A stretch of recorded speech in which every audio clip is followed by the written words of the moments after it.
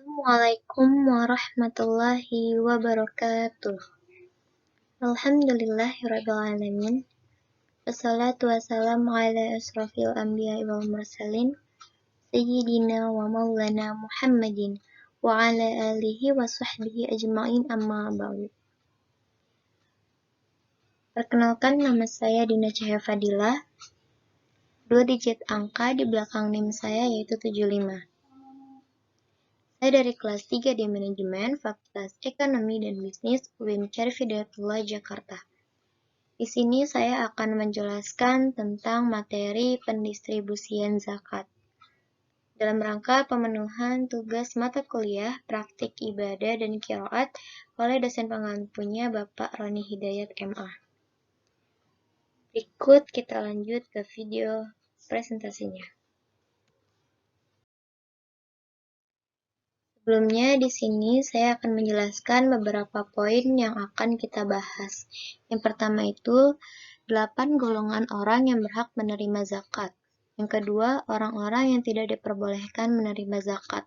Yang ketiga, siapakah yang bertanggung jawab mendistribusikan zakat. Yang keempat, orang yang berkewajiban mengeluarkan zakat cukup dengan menyerahkan kepada instansi yang dibentuk pemerintah. Yang kelima, anjuran memberikan zakat kepada orang-orang soleh. Yang keenam, larangan membeli sesuatu yang sudah dizakatkan. Yang ketujuh, anjuran memberikan zakat kepada suami dan kerabat. Yang kedelapan, zakat boleh diberikan kepada orang yang sedang menuntut ilmu, bukan kepada ahli ibadah. 9. Hukum menggugurkan hutang sebagai pembayaran zakat. Ke-10, mengalihkan zakat. Ke-11, kesalahan dalam menyerahkan zakat.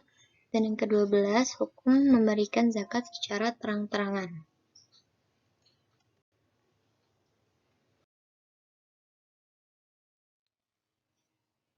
Yang pertama, di sini saya akan menjelaskan tentang orang-orang yang berhak menerima zakat. Yaitu ada 8 golongan sesuai dengan firman Allah, yaitu surat At-Taubah ayat 60. Yang artinya, sesungguhnya zakat itu hanyalah untuk orang-orang fakir, orang miskin, amil zakat yang dilunakkan hatinya atau mualaf, untuk memerdekakan hamba sahaya, untuk membebaskan orang yang berhutang, untuk jalan Allah, dan untuk orang yang sedang berada dalam perjalanan sebagai kewajiban dari Allah. Allah Maha Mengetahui, Maha Bijaksana.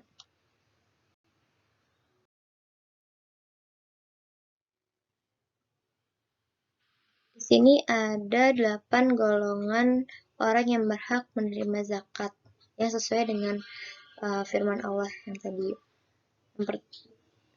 Yang pertama itu ada fakir, yang kedua miskin. Yang termasuk fakir miskin adalah orang yang hidup dalam kekurangan dan tidak mampu mencukupi kebutuhan hidupnya. Harta diambil dari orang kaya yang hartanya mencapai nisab, kemudian diserahkan kepada orang yang tidak mampu, yaitu orang fakir miskin yang tidak mempunyai harta sebagaimana dimiliki orang kaya.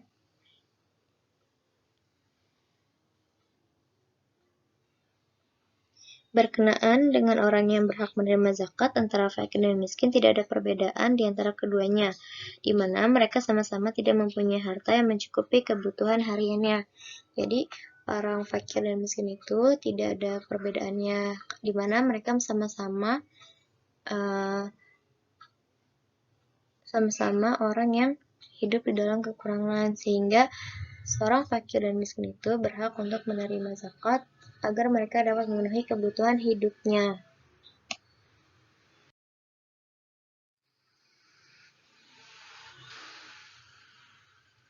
Selanjutnya yaitu banyaknya zakat yang diterima fakir miskin.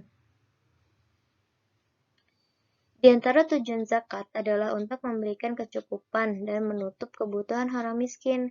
Oleh karena itu, hendaknya orang miskin diberi zakat sesuai dengan kebutuhannya, yang dapat membebaskannya dari kemiskinan, dari kekurangan, menjadi kecukupan untuk selamanya. Ketentuan ini dapat berubah mengikuti kondisi dan situasi yang berlaku. Umar radhiyallahu anhu berkata, "Jika kalian memberi zakat, maka berilah secukupnya. Al-Qadi Abdul Wahab juga berkata, Imam Malik tidak memberikan batasan dalam hal jumlah zakat yang diberikan kepada fakir miskin. Selanjutnya yaitu orang yang mampu berusaha tidak berhak menerima zakat.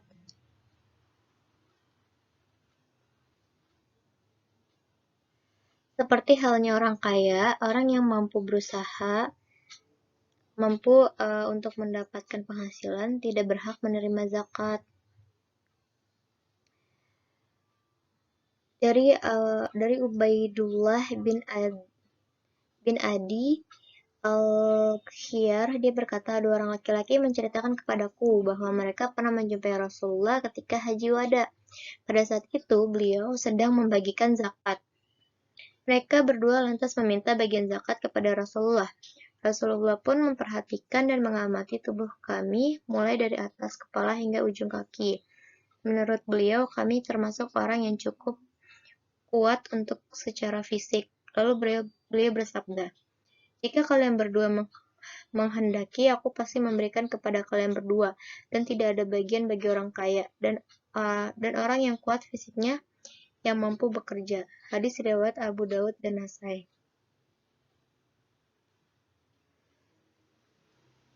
Hadis ini menjadi landasan bahwa orang yang tidak diketahui mempunyai harta bisa dianggap miskin. Hadis ini juga menjadi dalil bahwa ukuran dalam hal menerima zakat tidak terletak pada kekuatan fisik dan penampilan belaka tanpa disertai kekuatan untuk berusaha. Terkadang, ada orang yang secara fisik kuat tapi tangannya lumpuh sehingga tidak mampu bekerja. Orang yang seperti inilah menurut hadis di atas itu diperbolehkan menerima zakat. Imam Nawawi juga berkata, Ghazali pernah ditanya mengenai orang kuat yang tinggal di rumah dan tidak bisa mencari nafkah dengan mengandalkan kekuatan fisik. Apakah diperbolehkan menerima zakat yang menjadi bagian fakir miskin? Jawabnya boleh, inilah yang berlaku. Namun hendaknya ia mencari profesi yang sesuai dengan dirinya.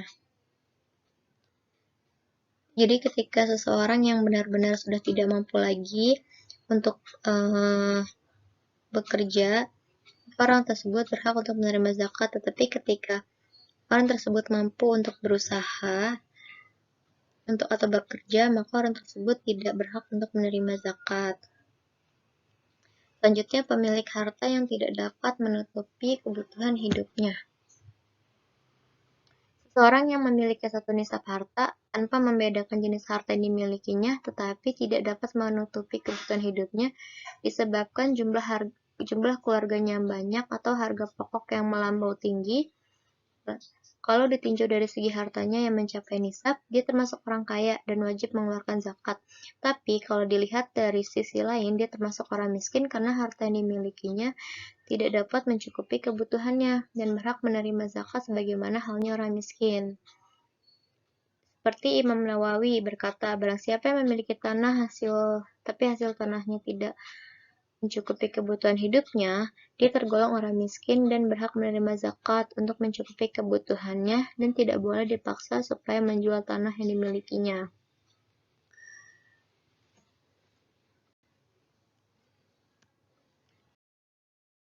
Tiga dari 8 golongan orang yang berhak menerima zakat yaitu ada amil zakat. Amil zakat adalah orang yang diberi tugas untuk memimpin kepala pemerintahan atau wakilnya untuk mengambil zakat dari orang kaya, meliputi pemungut zakat, penanggung jawab, petugas penyimpanan, penggembala ternak, dan pengurus administrasinya. Orang kaya pun yang bertugas sebagai amil zakat diperbolehkan menerima zakat sebagai imbalan jerih payah yang mereka lakukan. Kemudian hendaknya itu upah amil zakat itu disesuaikan dengan kebutuhan hidupnya.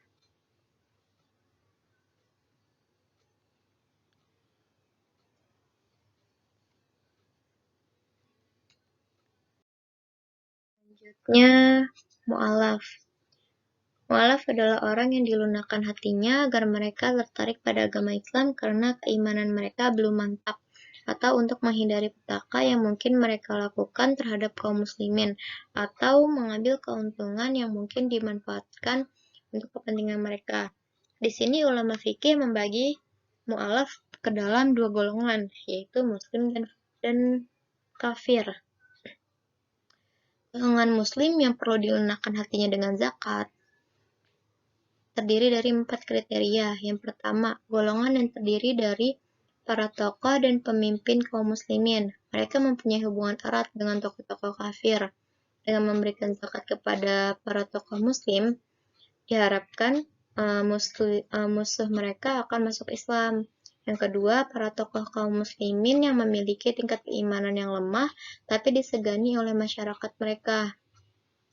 Dengan memberikan zakat kepadanya, diharapkan dapat menambah keyakinannya, menguatkan imannya, dan dapat memberi nasihat kepada rakyatnya agar ikut serta dalam berjihad dan berbagai aktivitas keislaman yang lain. Yang ketiga, kaum muslimin yang menjaga benteng-benteng pertahanan yang berbatasan dengan negara musuh.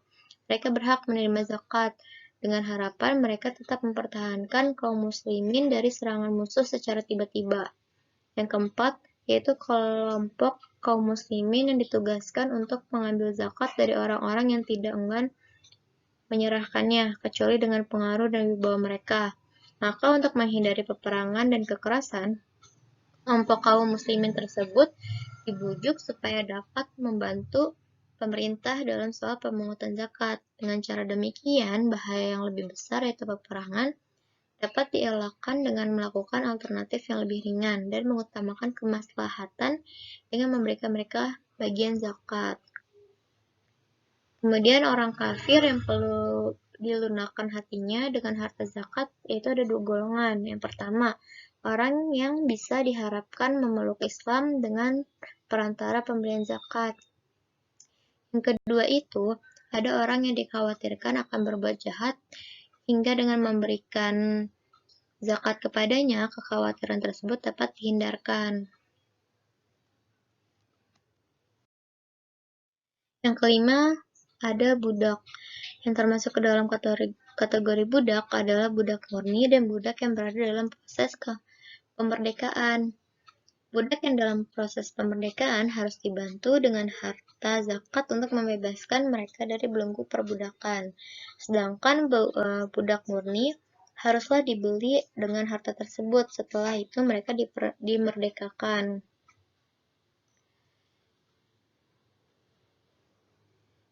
Sesuai dengan hadis.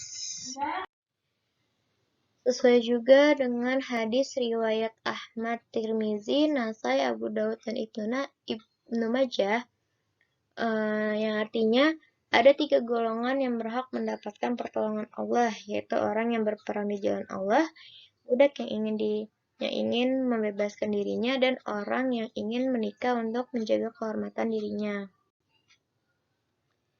Selanjutnya ada ghorimin. Ghorimin adalah orang yang berhutang dan mendapat kesulitan untuk melunasinya. Mereka terdiri dari beberapa golongan. Di antaranya adalah orang yang menanggung beban hutang untuk mendamaikan sengketa atau menjamin hutang orang lain hingga kewajiban membayar hutang tersebut terpaksa menghabiskan seluruh harta yang dimilikinya, atau seseorang yang terpaksa berhutang karena keadaan terdesak untuk memenuhi kebutuhan hidup, atau berhutang karena hendak membebaskan dirinya dari perbuatan maksiat. Semua orang yang berhutang, sebagaimana penjelasan di atas, dibenarkan untuk menerima zakat, sehingga mereka semua dapat melunasi hutang-hutang mereka.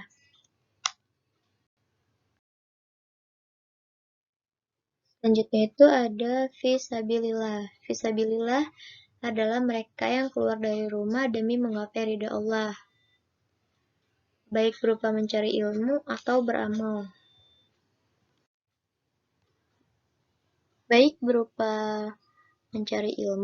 beramal. Mayoritas ulama berpendapat bahwa yang dimaksud dengan fisabilillah adalah orang yang mereka yang berperang di jalan Allah Subhanahu wa taala, dan bagian zakat fisabilillah diserahkan kepada tentara sukarelawan yang tidak memperoleh gaji tetap dari pemerintah. Mereka berhak memperoleh zakat, baik mereka kaya ataupun miskin. Dan perlu diketahui juga bahwa ibadah haji tidak termasuk ke dalam kategori fisabilillah. Sehingga mereka tidak berhak menerima zakat, sebab ibadah haji diwajibkan bagi orang yang mampu saja. Untuk itu, yang termasuk ke dalam kategori fisabilillah adalah mereka yang mendirikan rumah sakit tentara dan sarana umum lainnya, seperti membangun jalan untuk memudahkan operasi militer. Nah, tujuan pembangunan itu bukan untuk komersial, di mana tujuannya itu semata-mata hanya untuk mencari ridha Allah. Terus ada juga yang membangun kapal perang, helikopter, dan pesawat tempur, benteng pertahanan, dan bunker-bunker pertahanan. Atau di zaman sekarang itu, misalnya mendanai sekaligus menyiapkan para dai muslim dan kemudian menugaskan mereka berdakwah di negara-negara non-muslim. Yang termasuk fisabilillah juga misalnya membiayai sekolah-sekolah yang mengajarkan ilmu pengetahuan agama dan ilmu pengetahuan umum yang diperlukan untuk kepentingan masyarakat. Dalam hal ini, guru yang mengajar di sekolah haruslah memperoleh zakat selama melaksanakan kewajiban-kewajibannya. Dan selama mereka bertugas sebagai tenaga pengajar, tentunya mereka tidak mempunyai mata pencaharian lain. Jadi, misalnya guru yang mengajar itu hanya semata-mata sebagai guru dan tidak mempunyai mata pencaharian lain, maka mereka berhak untuk menerima zakat. Tetapi orang yang berilmu atau guru yang kaya tidak sepatutnya menerima zakat meskipun ilmu yang diajarkannya itu mendatangkan manfaat untuk orang banyak. Yang kedelapan ada Ibnu Sabil. Para ulama sepakat bahwa musafir yang kehabisan perbekalan hingga tidak dapat meneruskan perjalanan pulang menuju negaranya berhak mendapat zakat. Dengan begitu, zakat tersebut dapat mengantarkannya sampai ke tujuan, jika tidak ada sedikit pun dari hartanya tersisa, karena kehabisan bekal yang tak diduganya.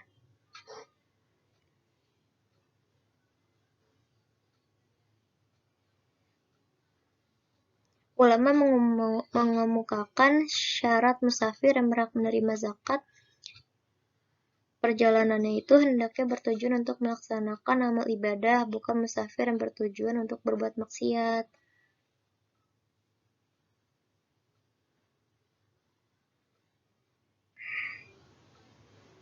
Ibnu Sabil menurut mazhab Syafi'i juga terdiri dari dua golongan. Yang pertama, orang yang berpergian di negaranya sendiri. Yang kedua, orang asing yang bepergian dengan melintasi negara lain.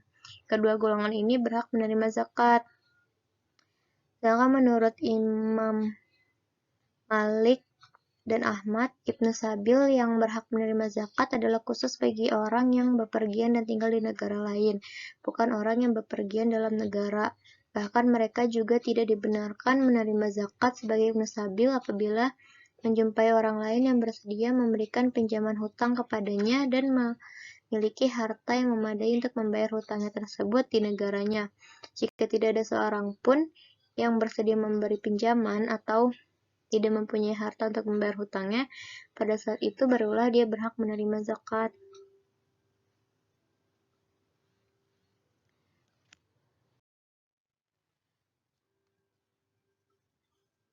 Sebelum kita masuk ke materi tentang orang-orang yang tidak diperbolehkan menerima zakat, sebelumnya di sini saya akan menjelaskan tentang pembagian zakat kepada semua atau sebagian golongan yang berhak menerima zakat.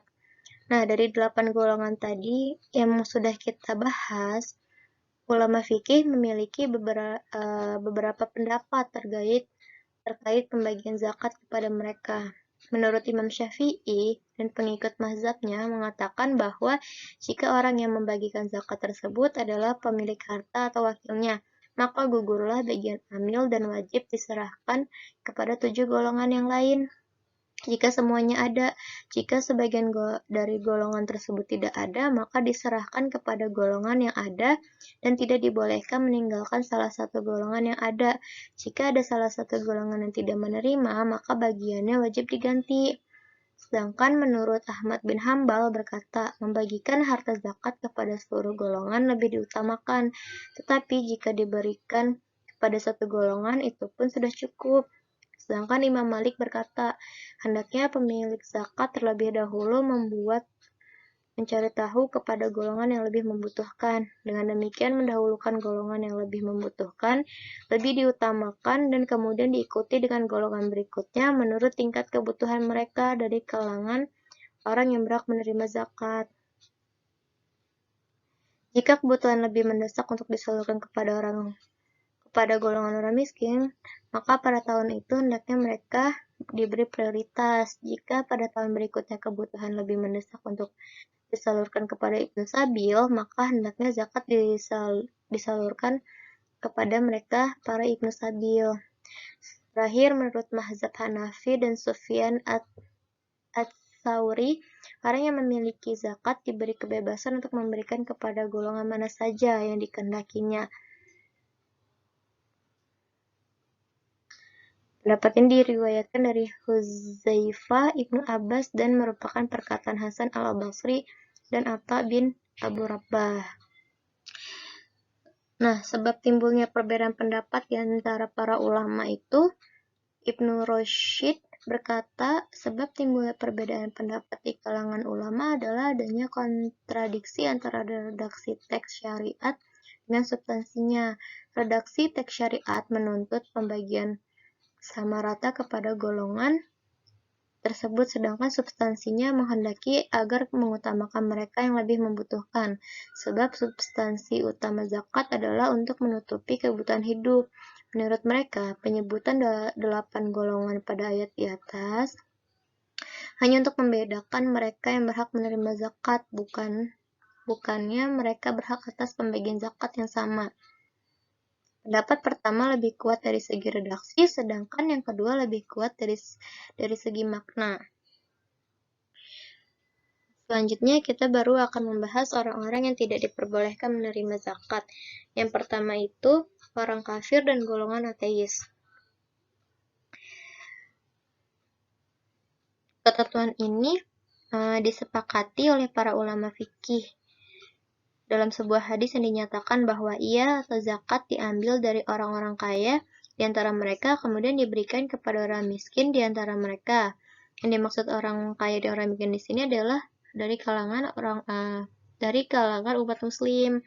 Jadi ketika orang kaya dan orang miskinnya di luar dari umat muslim atau kafir, maka tidak diperbolehkan untuk menerima zakat. Yang kedua, Bani Hashim. Bani Hashim itu adalah keluarga Ali, keluarga Uqail, keluarga Za'far, keluarga Abbas, dan keluarga Harits.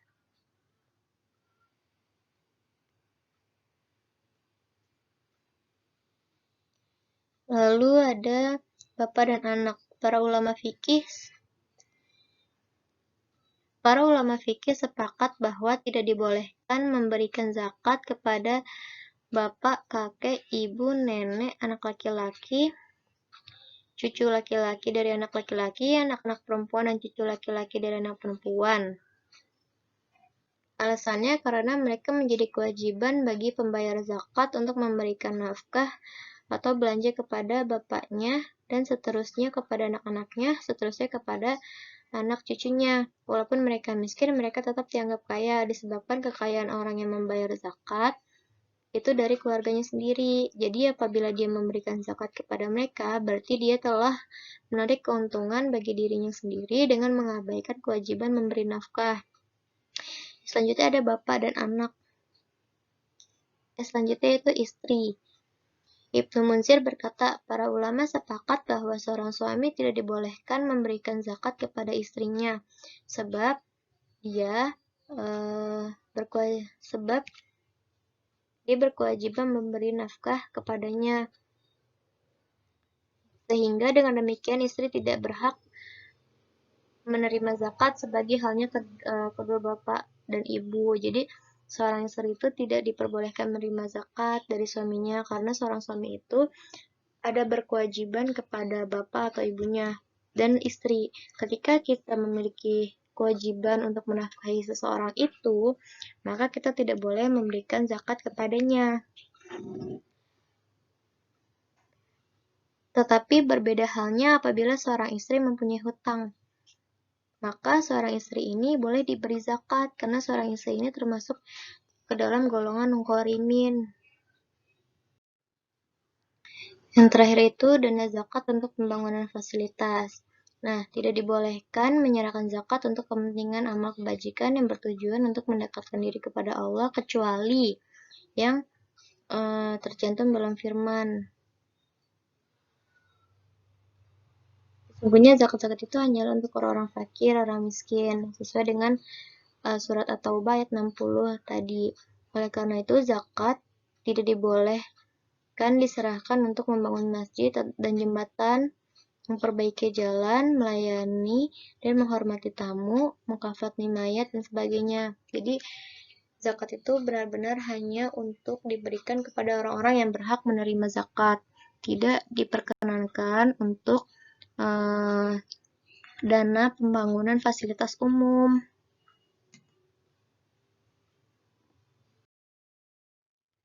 Selanjutnya itu siapakah yang bertanggung jawab mendistribusikan zakat? Rasulullah SAW biasanya mengutus beberapa orang untuk mengumpulkan zakat dan membagikannya kepada orang-orang yang berhak. Abu Bakar dan Umar pun berbuat hal yang sama, tanpa membedakan antara harta yang zahir dan harta yang batin.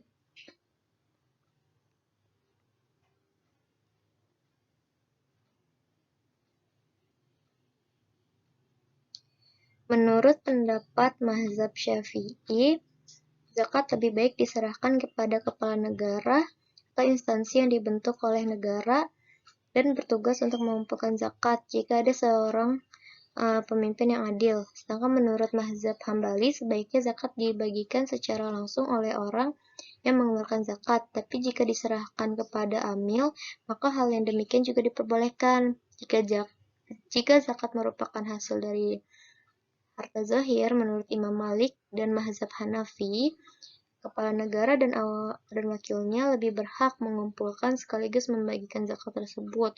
Pendapat mazhab Syafi'i dan mazhab Hambali berkaitan dengan zakat harta zahir dan dengan harta zahir adalah sama dengan pendapat mereka dalam soal zakat harta batin.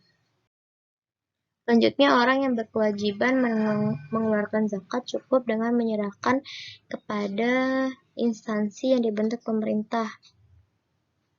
Kaum muslimin diperbolehkan menyerahkan zakat kepada kepala negara yang beragama Islam atau instansi yang dibentuk negara untuk mengumpulkan zakat, baik dia pemimpin yang adil maupun tidak. Dengan menyerahkan kepadanya, berarti orang yang mengeluarkan zakatnya sudah dinyatakan telah menunaikan kewajiban membayar zakatnya.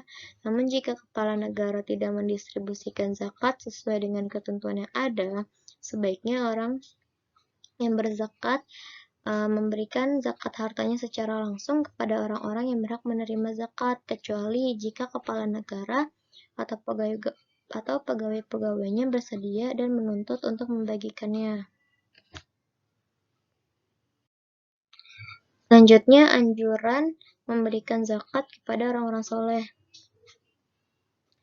Zakat boleh diberikan kepada seorang muslim jika termasuk golongan yang berhak menerima zakat, baik dia termasuk orang yang soleh ataupun fasik. Namun apabila diketahui dengan jelas bahwa zakat yang diberikan kepadanya digunakan untuk melakukan perbuatan yang diharamkan Allah, maka zakat tidak boleh diberikan kepadanya. Tidak boleh diberikan kepada orang-orang yang berbuat kejahatan. Hal ini bertujuan untuk menutup pintu kejahatan yang akan dia lakukan. Jika tidak mengetahui untuk apa zakat yang diberikan kepadanya, maka zakat boleh diberikan kepadanya. Untuk itu, sebaiknya orang yang memberi zakat memprioritaskan orang-orang yang soleh, orang yang mencari ilmu, dan orang yang gemar berbuat kebajikan. Hadis dari Abu Sa'id Al-Khudri radhiyallahu anhu bersabda. Dari Abu Sa'id Al-Khudri radhiyallahu anhu. Selanjutnya, larangan membeli sesuatu yang sudah dizakatkan. Rasulullah SAW melarang seseorang yang telah mengeluarkan harta zakatnya untuk membelinya lagi, supaya tidak kembali lagi memiliki apa yang telah diberikan kepada Allah. Imam Nawawi berkata, hal ini merupakan larangan yang bersifat makruh, bukan larangan yang bersifat haram. Oleh karena itu, seseorang yang bersedekah dengan suatu barang, memberikan zakat, kifarat nazar, dan ibadah-ibadah yang lain adalah makruh bila dia membelinya lagi dari orang yang menerimanya, baik diterima melalui hibah maupun melalui pilihannya sendiri. Tetapi, jika seseorang memperoleh barang tersebut melalui warisan, maka semacam ini tidak makruh bila dia membelinya lagi. Selanjutnya yaitu anjuran memberikan zakat kepada suami dan kerabat. Jika seorang istri memiliki harta yang wajib dikeluarkan zakatnya, maka dia diperbolehkan memberikan zakat dari hartanya kepada suaminya, apabila suaminya itu termasuk orang yang berhak menerima zakat. Sebab seorang istri tidak diwajibkan memberi nafkah kepada suami. Jadi karena seorang istri itu tidak ada kewajiban memberi nafkah kepada suami, maka seorang istri boleh memberikan harta zakatnya kepada suaminya apabila suaminya masuk ke dalam golongan orang yang berhak menerimanya. Seperti yang sudah saya jelaskan sebelumnya mengenai orang yang tidak boleh menerima zakat, yaitu bapak dan anak, karena kita memiliki kewajiban menafkahi seorang bapak dan ibu.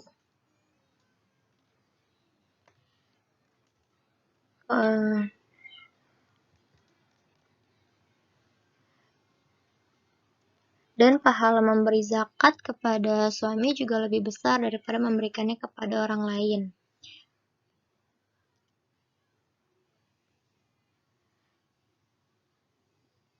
Contohnya dari Abu Sa'id Al-Khudri radhiyallahu anhu berkata bahwa Zainab, istri Ibnu Mas'ud pernah bertanya, wahai Rasulullah, engkau telah memerintahkan untuk mengeluarkan sedekah pada hari ini, dan aku mempunyai perhiasan yang hendak aku sedekahkan. Tetapi Ibnu Mas'ud berkata bahwa dirinya dan anaknya lebih berhak menerima sedekahku itu. Rasulullah lantas bersabda, yang artinya, Ibnu Mas'ud benar, suamimu dan anakmu lebih layak untuk menerima sedekah darimu.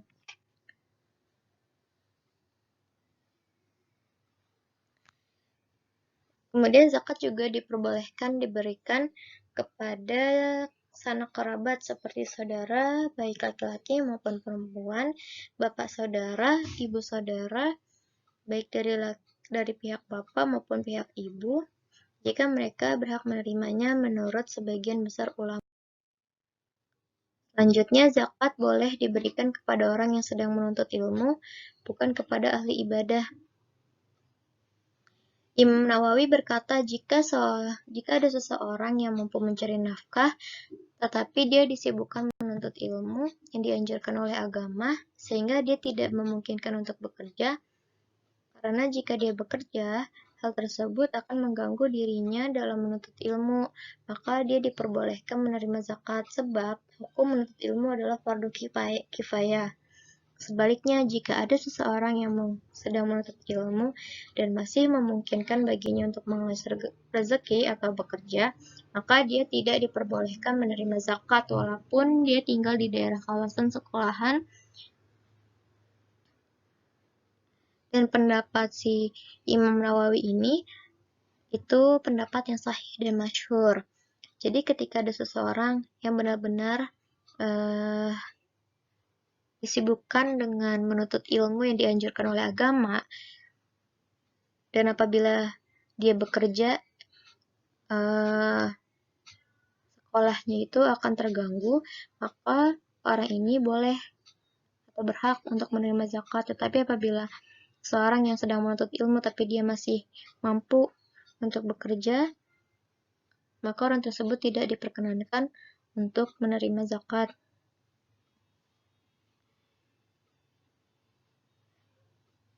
Imam Nawawi berkata, seseorang yang memfokuskan diri untuk melakukan ibadah-ibadah sunnah sampai dia tidak mampu mencari nafkah disebabkan seluruh waktunya digunakan untuk beribadah sunnah, maka menurut kesepakatan ulama, orang semacam ini tidak diperbolehkan menerima zakat sebab manfaat ibadahnya terbatas pada dirinya sendiri, berbeda dengan orang yang menuntut ilmu pengetahuan. Jadi kalau orang-orang yang lebih mengutamakan ibadah sunnah hanya untuk dirinya sendiri itu tidak diperbolehkan menerima zakat, berbeda dengan orang yang menuntut ilmu pengetahuan. Selanjutnya, hukum menggugurkan hutang sebagai pembayaran zakat. Dalam Al-Majmi, Imam Nawawi berkata, jika seseorang meminjamkan uangnya kepada orang miskin yang mengalami kesulitan untuk melunasinya, lalu dia berkeinginan untuk menjadikan uang yang dipinjam orang miskin tersebut sebagai zakat dengan mengatakan, uangku yang ada padamu aku jadikan sebagai pembayaran zakatku.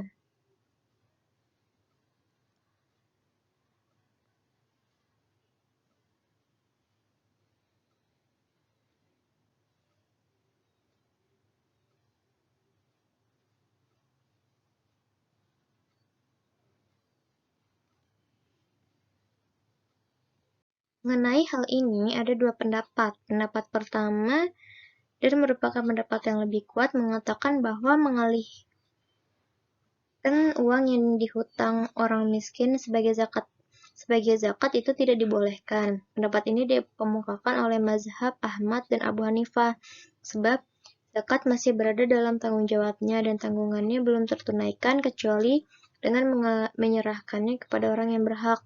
Pendapat kedua menyatakan bahwa perbuatan yang demikian sudah sah. Pendapat ini dikemukakan oleh mazhab Hasan al-Basri dan Atta. Sebab jika pemberi hutang memberikan sesuatu kepadanya lalu mengambil lagi apa yang diberikannya, maka yang demikian dibolehkan. Selanjutnya itu mengalihkan zakat.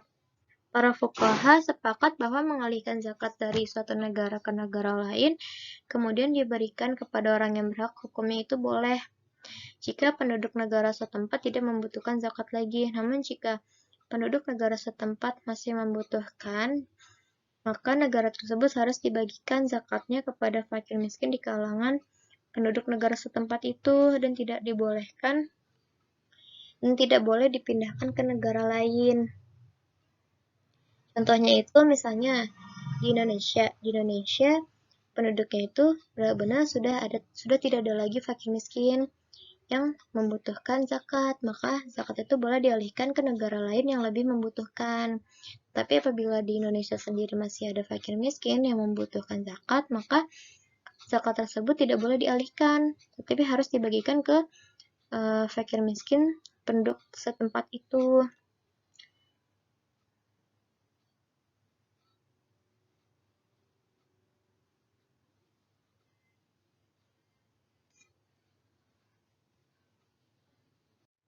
Sebab tujuan memberikan zakat itu adalah untuk menutupi kebutuhan fakir miskin pada negara setempat.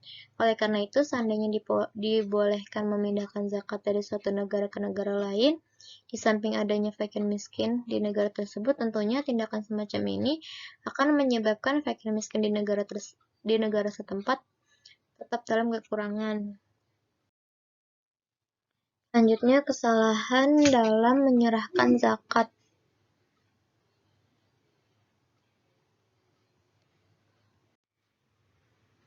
Sebelumnya, kita sudah membahas mengenai orang yang boleh menerima zakat dan orang yang dilarang menerimanya. Kemudian, jika ada orang yang wajib berzakat salah dalam memberikan zakatnya kepada seseorang yang dilarang menerimanya dan mengabaikan orang yang berhak menerimanya tanpa disengaja, lantas dia menyadari apa yang telah dilakukannya adalah salah. Apakah hal yang sedemikian dapat menggugurkan kewajiban zakat, atau zakat tersebut masih menjadi tanggungannya sampai diserahkan kepada orang yang berhak menerimanya? Dalam masalah ini, para ulama fikih berbeda pendapat. Yang pertama, Abu Hanifah, Muhammad, Hasan, dan Abu Ubaid berpendapat bahwa apa yang telah dilakukannya sudah sah dan dia tidak diwajibkan lagi untuk membayar zakat. Kemudian menurut Imam Malik, Syafi'i, Abu Yusuf, Tsauri, dan Ibnu Munzir berpendapat tidak sah memberikan zakat kepada orang yang tidak berhak menerimanya. Jika ternyata orang yang membayar zakat salah memberikan zakatnya, dia masih diwajibkan membayar zakatnya sekali lagi kepada orang yang berhak menerimanya. Sebab dengan memberikan zakat kepada orang yang tidak berhak menerimanya, berarti dia belum terlepas dari tanggungannya. Sama halnya dengan berutang kepada orang lain. Sedangkan menurut mazhab Ahmad, jika memberikan zakat kepada seseorang yang diyakini fakir namun ternyata kaya, maka dalam masalah ini terdapat dua riwayat. Riwayat pertama mengatakan sudah sah, sedangkan riwayat kedua menyatakan tidak sah. Namun jika ternyata orang yang menerima zakat tersebut adalah orang budak, orang fasir, seorang dari keturunan Bani Hashim, atau masih mempunyai pertalian kekeluargaan dengan orang yang membayar zakat, di mana mereka tidak dibolehkan menerima zakat darinya. Dalam masalah ini hanya terdapat satu riwayat dari Imam Ahmad, yaitu dia belum bebas dari kewajiban membayar zakat dengan memberikannya kepadanya, sebab untuk membuktikan mana yang miskin dan mana yang kaya itu sulit. Yang terakhir yaitu hukum memberikan zakat secara terang-terangan. Seseorang yang hendak mengeluarkan zakat dibolehkan menyerahkan zakatnya secara terang-terangan, baik zakat yang dikeluarkannya wajib maupun sedekah sunnah, dengan syarat tidak bertujuan untuk memamerkannya. Jadi, seseorang yang ingin berzakat atau bersedekah diperbolehkan untuk menyerahkannya secara terang-terangan, dengan syarat tidak bertujuan untuk memamerkan atau riya. Tetapi lebih disarankan lagi, sebaiknya kita mengeluarkan zakat itu secara sembunyi, karena bagaimanapun menyerahkan sedekah secara sembunyi adalah lebih utama. Demikianlah materi pendistribusian zakat yang dapat saya sampaikan. Sebelumnya mohon maaf apabila banyak kekurangan dari saya dalam penyampaian materinya, penjelasannya, atau tutur katanya, atau tata bahasanya. Mohon dimaafkan. Semoga materi yang saya sampaikan dapat bermanfaat untuk kedepannya dan untuk diri saya sendiri. Wabillahi taufiq wal hidayah. Wassalamualaikum warahmatullahi wabarakatuh.